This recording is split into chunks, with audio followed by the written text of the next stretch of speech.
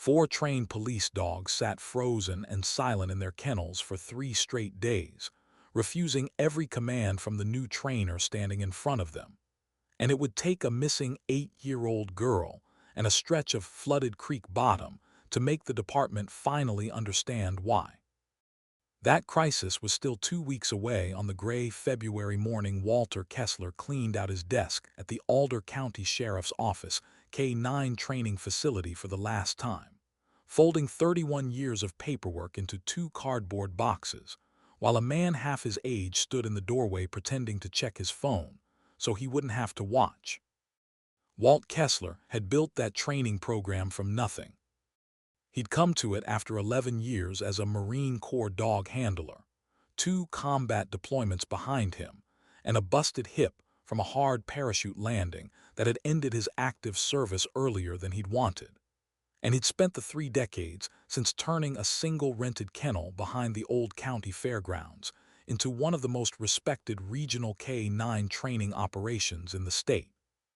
The kind of program that other departments sent their green handlers to for certification, because everybody in 3 counties knew Walt Kessler's dogs didn't fail in the field. He trained detection dogs, patrol dogs, search and rescue dogs, and he'd done it with a patience and a precision that had nothing flashy about it and everything effective. The kind of quiet mastery that took decades to build and about 90 seconds for a committee to decide didn't matter anymore. He was 66 years old. His hands had gone a little unsteady in the cold. The same busted hip ached worse every winter than it had the winter before, and he wore reading glasses now to check the fine print on a training log he used to read at arm's length in dim light without a second thought. None of that had ever slowed down his actual work.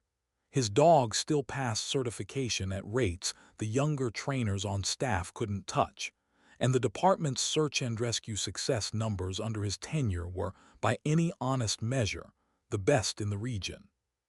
But 6 weeks earlier, a newly appointed captain named Reese Calloway had taken over administrative oversight of the K-9 division, and within a month, Walt had found himself sitting across a conference table from a personnel review board being told, in the careful, bloodless language that institutions use when they've already made up their minds, that the department was modernizing its training approach, and that his continued physical capacity to meet field demands had come into question. Nobody used the word old. Nobody had to. Walt had spent 31 years reading rooms for a living, first as a Marine and then as a trainer whose entire profession depended on interpreting things nobody said out loud, and he understood exactly what kind of review this was within about 90 seconds of sitting down. I ran a live decoy exercise 2 weeks ago that had your newest handler pulling a hamstring trying to keep pace with a dog half his age, Walt had told the board, keeping his voice level even as something hot and furious climbed up the back of his throat. I don't know what capacity concern you're referring to, Captain, but it isn't showing up in my numbers. Calloway, a trim man in his early 40s with the particular polish of someone who'd spent more of his career in front of budget committees than in front of dogs, had folded his hands on the table and delivered the kind of answer that manages to say nothing while sounding like it's saying everything. This isn't a reflection on your record, Walt. It's about where the program needs to go. We've got liability exposure to think about. Insurance actuarial tables. The optics of the thing, frankly, matter more than they used to. The optics of the thing. Walt had turned that phrase over in his mind for 2 weeks afterward, lying awake in the small farmhouse he'd lived in alone since his wife passed 6 years earlier, staring at the ceiling and trying to figure out exactly when his life's work had become an optics problem for a man who'd never once run a training exercise himself. The severance was standard. The county's gratitude was expressed in a single laminated certificate that Walt would later find himself unable to look directly at. And the official transition plan called for a younger trainer, a capable enough handler named Deacon Frist who'd been with the department 4 years and had never run a program of his own, to take over the full roster of active dogs effective the following Monday. That was where things were supposed to end, cleanly and quietly, the way these things were designed to end. It was not, as it turned out, where things actually ended at all. Walt drove home that last afternoon with both boxes on the passenger seat of his truck, past the kennel building he'd built with his own hands out of salvaged lumber, and grant money he'd spent 2 years fighting the county for, and he made himself not look at it in the rearview mirror, because he knew if he looked he'd have to pull over. His own dog, the one animal in the whole facility that belonged to him personally rather than to the county, was waiting for him in the yard when he got home. A 9-year-old Belgian Malinois named Reese, dark brindle coat going gray now around the muzzle the same way Walt's own hair had gone gray. One ear notched from an old training accident years back, moving with the same faint stiffness in her hips that Walt recognized because he felt the matching stiffness in his own. He'd raised Reese from an 8-week-old pup, had trained her himself through every certification the department offered, had run her through search and rescue deployments during 2 separate regional flood events that had turned up survivors other dogs' handlers had already written off. She was, by any professional measure, past the peak of her working years too, though nobody had ever suggested retiring her, because everyone in the department understood that Reese and Walt were, in every practical sense, a single unit that didn't function apart. Walt sat down heavy on the porch steps that evening, the 2 cardboard boxes still in the truck bed, where he hadn't been able to make himself carry them inside yet. And Reese climbed the steps slow and careful and pressed herself against his side without being asked, the way she always did when something in him had gone quiet in a way she didn't like. "Well, partner," Walt said, running a hand along her graying muzzle, "looks like it's just you and me and a farmhouse full of nothing to do now." Reese's tail thumped once against the porch boards, and Walt let himself, for the first time in weeks, put his face down against her neck and breathe for a minute without anyone watching him do it. What Walt didn't yet know, sitting on that porch feeling like his whole life's work had just been quietly filed away as a liability line item, was that 100 yards away inside the county training facility, the dogs he'd spent years building into some of the finest working animals in the region had already begun, in their own patient, immovable way, to make it very clear that they had not agreed to any of this. Deacon Frist showed up Monday morning with a clipboard, a genuine desire to do right by the program, and absolutely no idea what he was about to walk into. He was not, by any measure, a bad handler. Walt himself, in more generous moments over the following weeks, would admit that Deacon had solid fundamentals and a decent hand with a leash. What Deacon didn't have, and couldn't manufacture in a single weekend transition period no matter how hard he tried, was 3 decades of specific, individual relationship with 4 dogs who had spent their entire working lives learning to read one particular man's voice, one particular set of hand signals refined over years, one particular rhythm of praise and correction that had been built, dog by dog, session by session, into something closer to a shared language than a training protocol. The first morning, Deacon walked into the kennel building expecting the same eager, focused response Walt always got, clipboard in hand, treats in his vest pocket, voice pitched in the confident, upbeat register the Academy manual recommended for handler transitions. He got instead 4 dogs who looked at him, looked past him toward the door Walt usually came through, and simply lay back down. "Bishop up," Deacon tried, addressing the department's lead patrol dog, a broad-chested German shepherd who'd never once in 3 years failed to snap to attention at a training command. Bishop's ears flicked at the sound of his name, and then he deliberately, unhurriedly, turned his head away and rested it back down on his paws, as plain a gesture of refusal as a dog can make without ever technically disobeying, because Bishop hadn't been told to sit or stay. He simply hadn't been given a reason he recognized to move. Deacon tried the other 3, one after another, with the same careful technique Walt had personally certified him in. Ranger, a detection dog with a nose so sharp he'd once found a training aid buried 18 inches deep under fresh snow. Copper, the department's newest search and rescue certification, and Old Duchess, a bloodhound who tracked more missing hikers through the county's back ridges than any dog in the program's history. All four gave him the same slow, deliberate nothing. Not aggression. Not fear. Just a flat, unmistakable refusal to engage.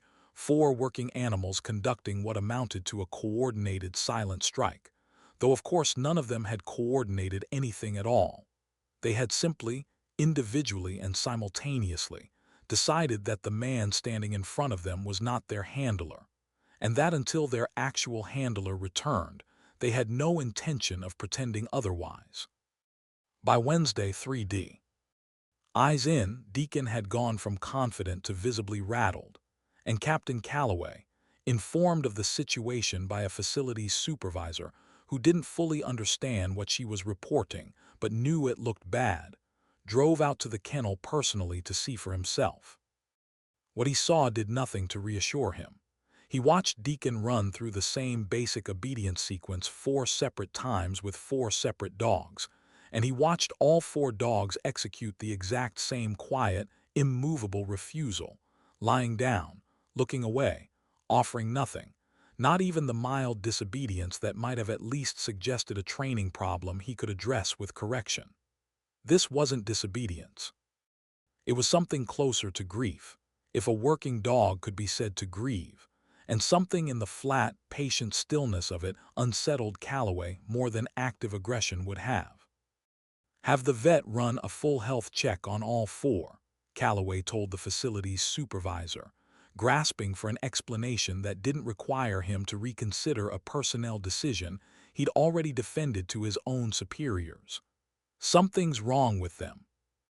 The vet, a woman named Dr. Priscilla Acaffer, who'd worked with the K9 program for 9 years and knew every one of those dogs better than most people knew their own relatives, ran the checks Calloway ordered and delivered her findings to him in person the following afternoon, with an expression that suggested she'd been waiting for the chance to say this to somebody in charge for a while.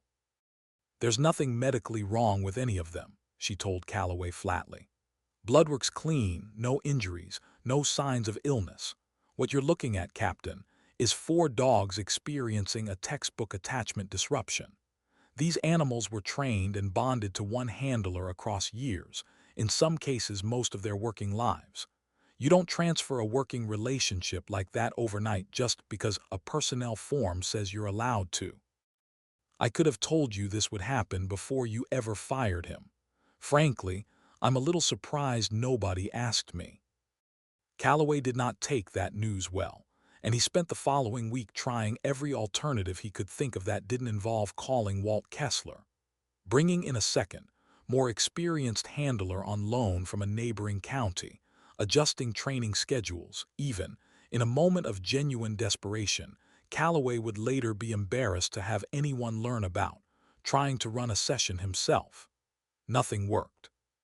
The dogs remained polite, healthy, and entirely uninterested in performing for anyone who wasn't the man who'd raised and trained every one of them from puppyhood. Word of the standoff traveled through the department the way these things always do in a building full of people who talk to each other over coffee, and it reached Walt secondhand, through a young deputy named Marisol Vega who trained under him 3 years earlier and still called him most Sundays just to check in, more out of loyalty than obligation.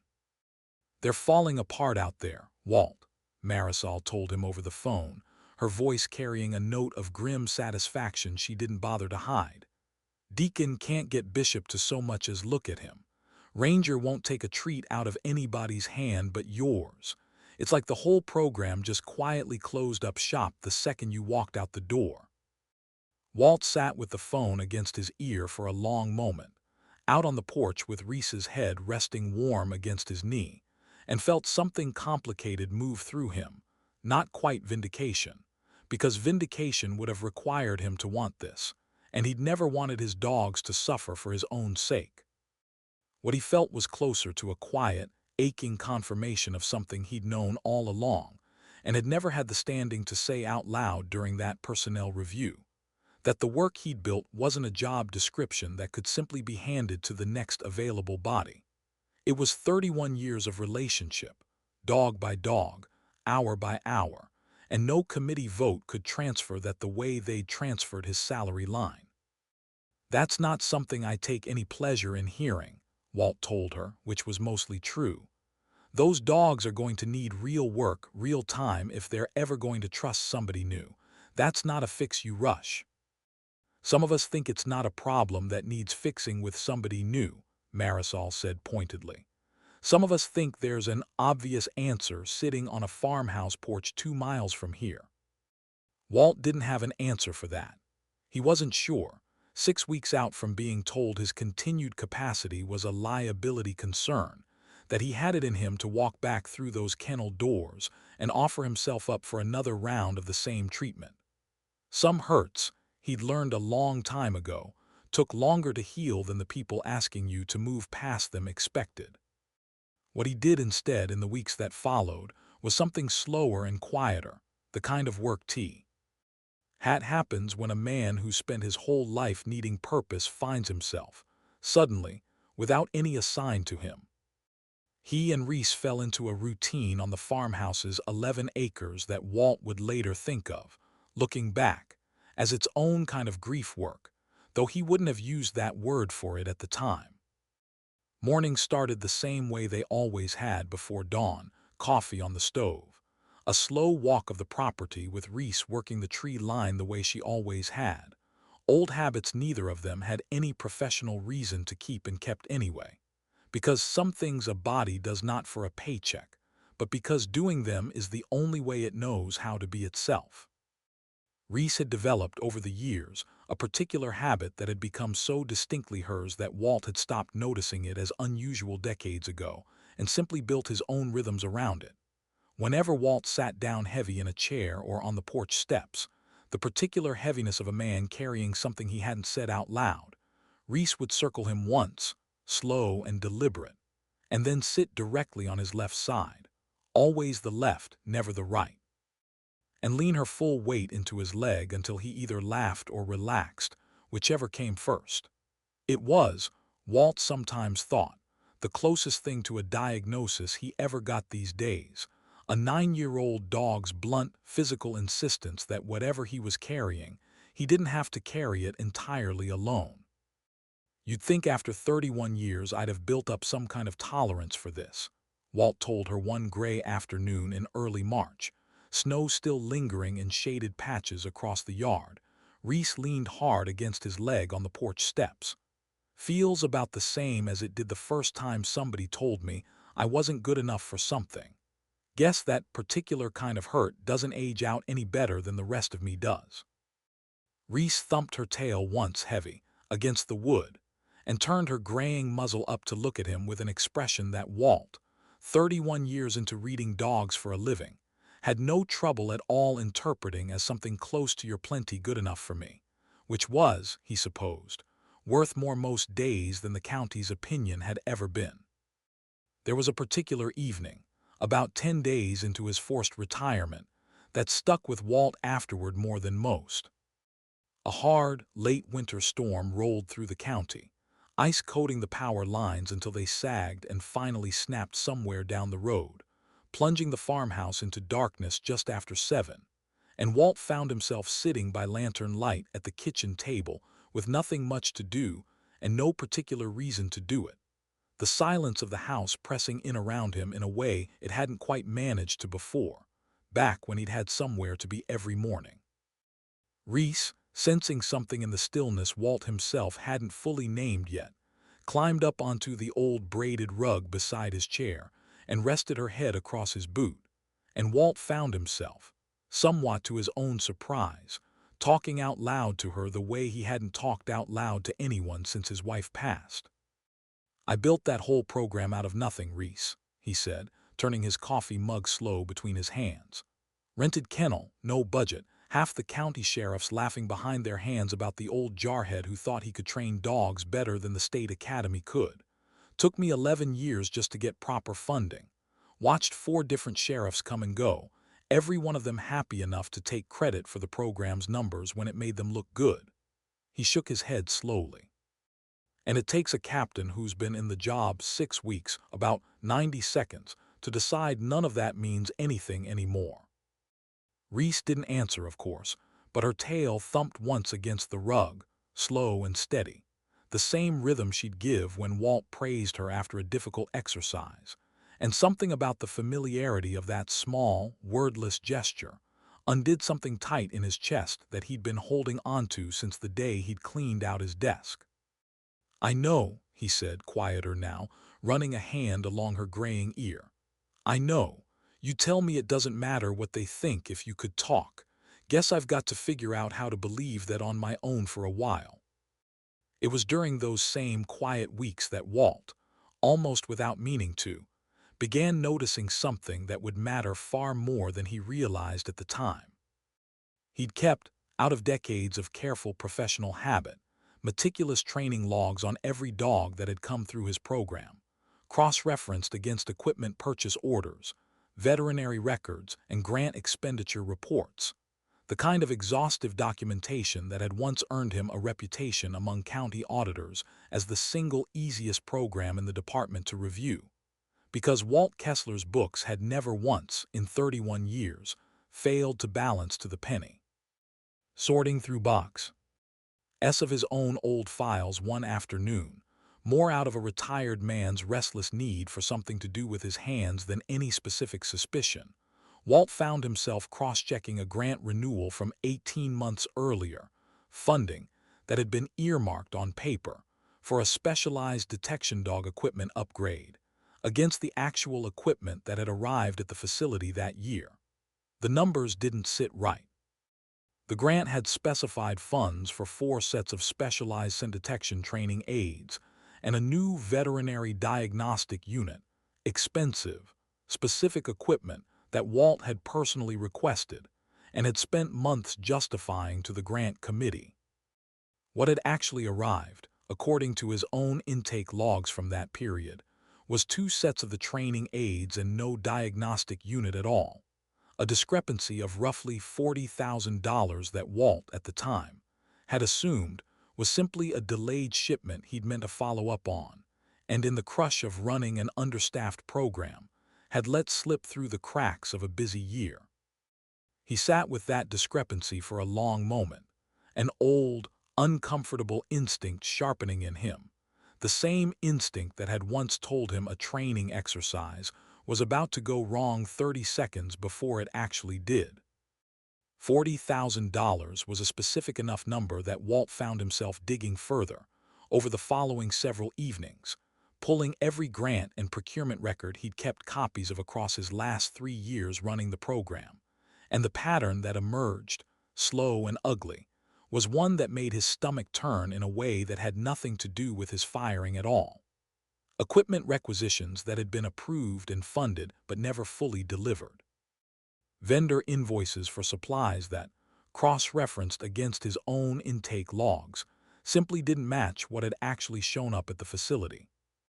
And running through nearly every one of the discrepancies Walt could find, a single approval signature that appeared again and again on the paperwork authorizing the purchases, not Walt's own, since procurement approval for anything over a certain threshold had always required a captain's sign-off, but the signature of the county's previous K-9 division administrator, a man named Perry Aldrich who had retired quietly 18 months earlier and who, Walt now recalled with a slow, cold clarity, had personally recommended Reese Calloway for the captain's position that had opened up when he left. Walt didn't jump to conclusions. 31 years of careful, methodical work had taught him better than that. What he did instead was keep pulling the thread, patient and thorough, cross-referencing every record he had access to, building a timeline the way he'd have built a training plan, one confirmed step at a time, and the picture that slowly emerged suggested that a substantial amount of grant and procurement money earmarked for the K-9 program over several years had been quietly diverted, with Aldrich's approval and, Walt increasingly suspected, Calloway's active involvement given how quickly and specifically Calloway had moved to force Walt's retirement, the moment he'd taken over administrative oversight of the very program, whose books Walt knew better than anyone alive. It made an uncomfortable kind of sense the more Walt turned it over. A program director who kept meticulous, personally cross-referenced records, who reviewed every procurement line himself out of old military habit, was a serious liability to anyone hoping to keep skimming from that program's budget undetected. Getting rid of that director under the cover of a tidy, defensible ageism-adjacent personnel review, and replacing him with a newer, less experienced handler who had no reason to go digging through years of old grant paperwork, would have been, from a certain cold, practical angle, an efficient piece of housekeeping. Walt didn't have proof solid enough yet to take to anyone, and he understood, with a clarity born of decades navigating institutions that protected their own, that a forcibly retired 66-year-old man walking into the sheriff's office with a box of old receipts accusing a sitting captain of financial fraud was likely to be shown the door even faster than he'd been shown it the first time. So he did what he'd always done best. He documented everything carefully, methodically, building a case the way he'd have built a search grid, and he waited for the right moment and the right proof before he moved. He didn't have to wait long. The call came on a Thursday evening in late March, 9 days after Walt had first cross-checked that grant discrepancy, and it came from Marisol Vega, her voice tight and fast in a way Walt hadn't heard from her in years, not since a bad structure collapse early in her career that still occasionally showed up in her voice under enough stress. "Walt, I need you to listen and not ask a bunch of questions yet, because I don't have time," she said. An 8-year-old girl named Callista Reyes went missing about 90 minutes ago near the Miller's Fork trailhead. Family was hiking. She wandered off near the creek, and the creek's running high from the thaw. We've got search teams mobilizing, but the terrain out there is bad, lots of flood debris, and command wants dogs on the ground within the hour. Deacon's out there right now trying to get Duchess to run a track, and she's giving him the exact same nothing she's given him for 6 weeks. Ranger 2. We're burning daylight, Walt, and a little girl is out there somewhere in freezing water, and your dogs will not work for anyone but you. Walt was already moving before she finished the sentence, phone wedged against his shoulder, Reese up off the rug and alert at the change in his voice before he'd said a single word to her. Some old, deep instinct in both of them recognizing the shape of an emergency the instant it arrived. "I'm not currently certified with the department," Walt said, grabbing his field jacket off the hook by the door, an old habit reasserting itself so completely it was as though the last 6 weeks had simply evaporated. "Calloway's not going to want me anywhere near an active department operation, Marisol, not after how hard he worked to get me out." "Calloway doesn't have a choice right now," Marisol said. "A county commissioner's granddaughter is missing in freezing water, and every dog we've got trained to work that terrain won't take a command from anybody currently on payroll. I already told the incident commander what's going on. She wants you out here, Walt. And frankly, if Calloway's got a problem with that, he can explain to the commissioner's family why he'd rather stand on procedure than find their kid." Walt was in his truck within 4 minutes, Reese riding tense and alert in the passenger seat, ears forward, some old professional instinct in her rising to meet the moment even though she'd had no formal notice of what was coming. Only the unmistakable shift in Walt's whole body language that told her, more clearly than any command could have, that this was real. The scene at Miller's Fork when Walt arrived 20 minutes later was exactly the kind of controlled chaos he'd spent decades training for and had genuinely, honestly missed more than he wanted to admit. Emergency vehicles with light bars turning silent, urgent circles against the darkening tree line. A knot of search and rescue volunteers pulling on waders near the creek bank. And at the center of it, a woman Walt recognized as Incident Commander Denise Acaffer, a sharp, no-nonsense veteran of a dozen search operations, standing with a radio in each hand and an expression that shifted the moment she spotted Walt climbing out of his truck into something close to open relief. "Kessler," she said, crossing to him fast. "I don't care what happened with your job, and frankly, I don't have time to care right now. I need working dogs, and I need them in the next 10 minutes. Your Duchess is the best trailing hound this county's got, and she is currently lying in the back of a K9 unit refusing to move for anybody. Fix that. Now."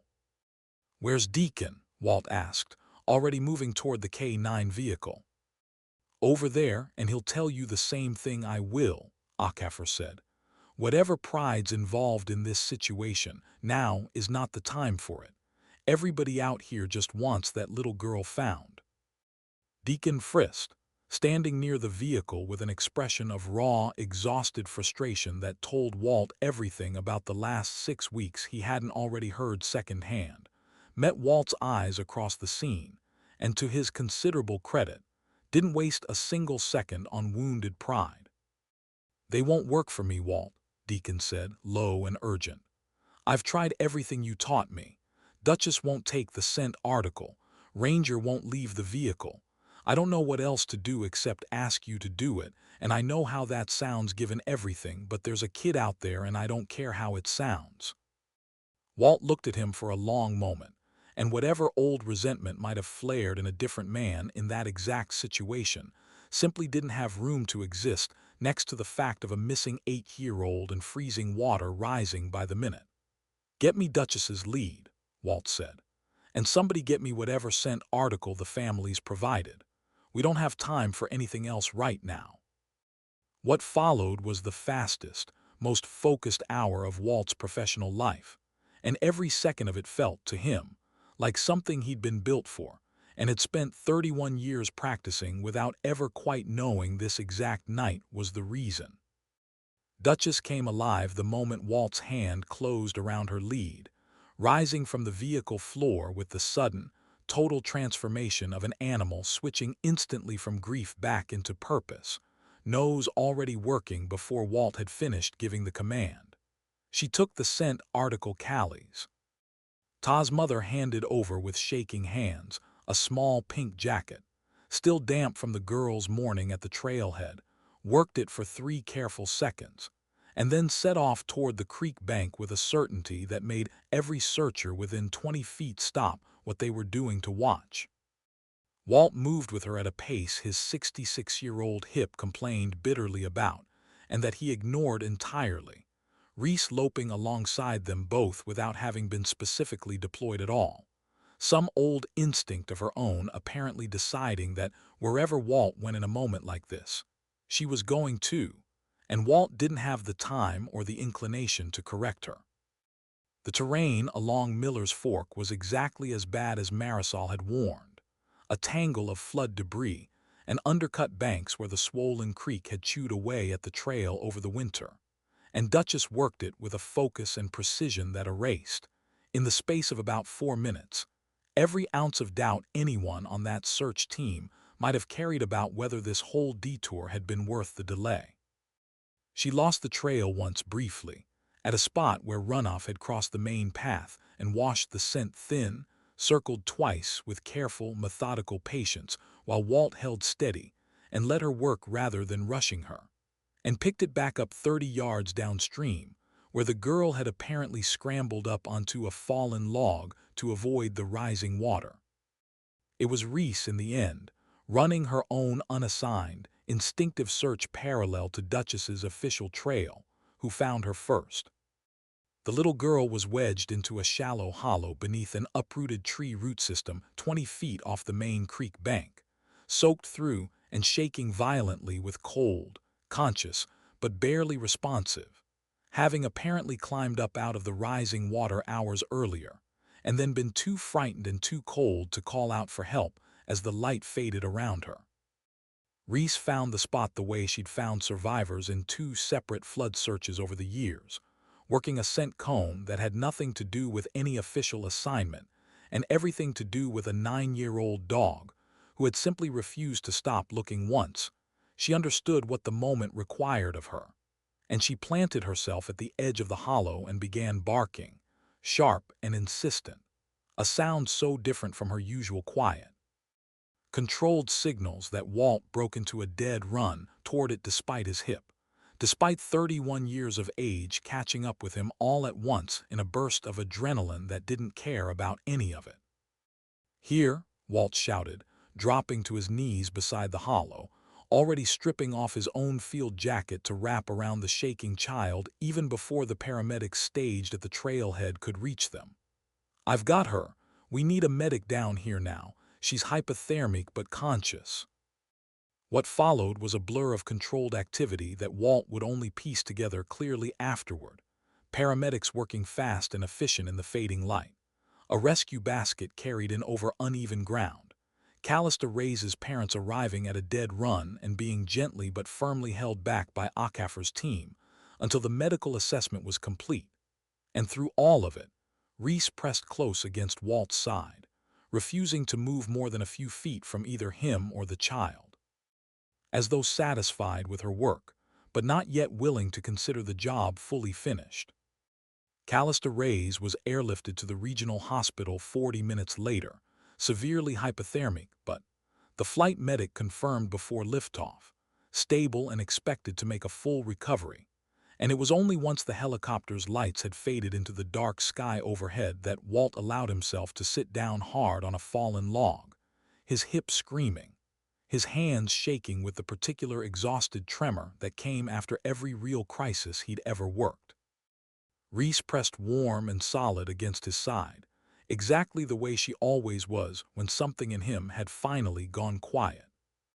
Captain Reese Calloway arrived on scene roughly 20 minutes after the helicopter departed, having been notified late by a dispatcher who'd made the reasonable judgment call that finding the missing girl took priority over updating the captain. And Walt watched him cross the churned, muddy ground toward the command vehicle with an expression that suggested a man working very hard to figure out how to feel about the night's outcome. "Kessler," Calloway said, stopping a few feet off, his eyes moving over the scene, the mud, the exhausted volunteers, the two dogs lying spent but alert near Walt's feet. "I heard what happened out here." "Then you heard your dogs found her," Walt said, not unkindly but without any particular warmth either. "Mine, technically, since the department seemed pretty clear 6 weeks ago that I don't have any dogs of my own left to speak of." Calloway's jaw tightened, but whatever he might have said in response was interrupted by Akafer, who'd caught the tail end of the exchange and clearly had no patience left in her for departmental pride after the night she'd just run. "Captain, with respect, your program has been dead in the water for 6 weeks, and it took a missing 8-year-old to prove it beyond argument. I'm putting this in my after-action report exactly the way it happened, and I'd strongly suggest you have a good answer ready for the commissioner about why the department's K-9 program was functionally offline during a live search operation." It was that after-action report, filed formally 3 days later and copied, at Akafer's insistence, to the county commission overseeing the sheriff's budget, that cracked the whole situation open far faster and far more publicly than Walt's own careful, private documentation ever could have managed on its own. A commissioner whose own granddaughter had just been pulled alive out of a flooded creek by a program the department had quietly gutted 6 weeks earlier proved to be exactly the kind of motivated, furious oversight that institutions dread. And within a week, the county had authorized an independent financial audit of the K-9 division's grant and procurement records going back 4 years, an audit that Walt, when quietly approached by the auditing team and asked whether he had any documentation that might assist their review, handed over without hesitation. 3 years of carefully cross-referenced discrepancies organized in the same meticulous format he'd used for every training log of his career. What the audit found over the following 6 weeks confirmed nearly everything Walt had already pieced together on his own farmhouse porch with a lantern and a box of old receipts. Former Administrator Perry Aldrich, in the years before his retirement, had approved a pattern of inflated equipment purchase orders through a supply vendor that, records showed, was partially owned by a relative of his, diverting somewhere in the neighborhood of $110,000 in grant funding over 3 years into invoices for equipment that had either never been delivered or had been delivered in a fraction of the quantity billed. Captain Reese Calloway, the audit further determined, had known about at least some of the discrepancies before ever taking the captain's role, having reviewed a portion of the procurement records during his transition briefing, and had, investigators concluded, moved quickly to force out the one person in the department whose meticulous, independent record-keeping posed the clearest ongoing risk of the scheme being discovered, using a personnel review that, once examined closely against the department's own documented performance standards, had almost no legitimate basis in Walt's actual job performance at all. Calloway resigned before the county could formally act on the audit's findings, a resignation that surprised almost nobody who'd watched the investigation unfold. And while the deeper question of exactly how much he'd known and when would occupy the county attorney's office for months afterward, the practical, immediate consequence that mattered most to Walt arrived in the form of a phone call from an interim sheriff named Louis Marchetti, a blunt, plain-spoken man who'd been appointed to steady the department through the fallout and who wasted no time getting to the point. "I've read your file, Kessler, and I've read the audit, and frankly I've read the after-action report from Miller's Fork about 4 times now, because it's the most straightforward piece of evidence I've ever seen for a decision I need to make," Marchetti told him over the phone. "I want you back running that program. Full reinstatement, full authority, and I want it in writing this time that age isn't a performance metric this department gets to invent whenever it's convenient. What do you say?" Walt sat on his porch with the phone against his ear, Reese's head resting warm across his knee, the way it had been resting most evenings for the past 6 weeks, and felt something loosen in his chest that had been wound tight since the day he'd carried 2 cardboard boxes out to his truck. "I'll want Deacon kept on," Walt said after a moment. "Kid's got good instincts and he didn't waste a single second on his pride out there when it mattered. I could use the help if I'm honest, and it's about time I started training somebody properly to take this over eventually, instead of getting run out the door by a committee that never once asked me what I actually needed." "Done," Marchetti said. "When can you start?" Walt looked down at Reese, whose tale had begun, almost as though she understood exactly what was being decided, to thump a slow, steady rhythm against the porch boards. "Give me the morning," Walt said. "I've got 4 dogs I need to go see first. I imagine they've had about enough of waiting on me." The reunion at the kennel the following morning was, by Walt's own later account, the closest he'd ever come in 31 years to something that genuinely embarrassed him with how much emotion it pulled out of a man who generally kept a tight rein on that sort of thing. Bishop was on his feet and pressed hard against the kennel gate before Walt had even finished crossing the yard. Ranger let out a single sharp, delighted bark the moment Walt's voice carried through the building, the first sound any of them had reportedly made in 6 weeks. Duchess, whom Walt had last seen exhausted and mud-soaked on a creek bank 2 nights earlier, rose stiffly and pushed her graying muzzle into his hands with a low, contented groan that said, as clearly as 31 years of experience could interpret it, "Well, it's about time." "All right," Walt said, his voice rougher than he intended, moving down the line of kennels with a hand for each of them in turn, Reese trailing at his heel, taking in the whole scene with the same calm, satisfied attention she brought to everything. "All right, I hear you. I heard you the whole time, believe me. Let's get back to work." The following months brought Walt's program back to full strength faster than anyone at the department had dared hope, and brought with it a quieter, more personal kind of repair that mattered to Walt rather more than the formal vindication did. He took Deacon on properly this time, not as a hasty replacement being handed a program he'd never been prepared to run, but as an actual apprentice, the way Walt himself had once learned from an old Marine handler decades earlier, patient session after patient session, until Deacon's own hand with the dogs started to steady into something genuine rather than borrowed. Bishop, Ranger, Copper, and Duchess settled back into their old rhythms within days, though Walt noticed, and privately treasured, that all four of them had developed a new habit in his absence that persisted long after his return.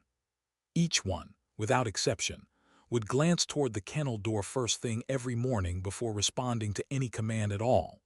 A small, permanent reflex born out of 6 weeks of learning, the hard way, not to take his presence for granted again. Walt didn't talk much, in the months that followed, about the audit, or about Calloway, or about the particular sting of having his life's work called a liability by a man who'd lasted 6 weeks in the job Walt had spent 3 decades building. What he talked about, when people asked, was smaller and quieter than any of that. He talked about a porch, and about 4 dogs who'd simply refused to accept that 31 years of trust could be reassigned on a form, and about a 9-year-old Malinois who'd never once, through any of it, needed a single official command to know exactly where she belonged. Most evenings that following autumn, once the day's training sessions wrapped, and the last of the department dogs had settled into their kennels for the night, Walt still sat out on his own porch with Reese stretched warm beside him, watching the light fade gold and then gray over the same 11 acres he'd walked every morning of his forced retirement, and he found himself, more often than not, saying the same thing out loud to her that he'd landed on somewhere in those hard 6 weeks, and had never quite stopped believing since. "Turns out they can vote me off a program," Walt told her one such evening, scratching behind her notched ear while the last light slipped down behind the tree line. "But it takes a lot more than a committee to actually take the work away from a dog who already decided who she belongs to." Reese's tail thumped once, slow and heavy, against the porch boards, and Walt sat there a long while longer in the deepening quiet, one hand resting on her graying head, feeling, for the first time since the day he'd carried 2 cardboard boxes out to his truck, something that felt entirely, finally, like enough. If this story moved you, do us a favor and hit that like button. It genuinely helps stories like Walt and Reese's find the people who need a reminder that loyalty like this doesn't expire just because somebody decides it's inconvenient. Subscribe if you want more stories like this one, because we've got plenty more veterans and their dogs whose loyalty deserves to be told properly. Drop a comment and let us know which part hit you hardest, whether it was those 4 dogs refusing every command or Reese finding that little girl in the dark, because we read every single one. And if you know somebody who'd appreciate a story about dogs who simply refuse to forget who trained them, go ahead and send this their way. Thanks for spending this time with us. We'll see you in the next one.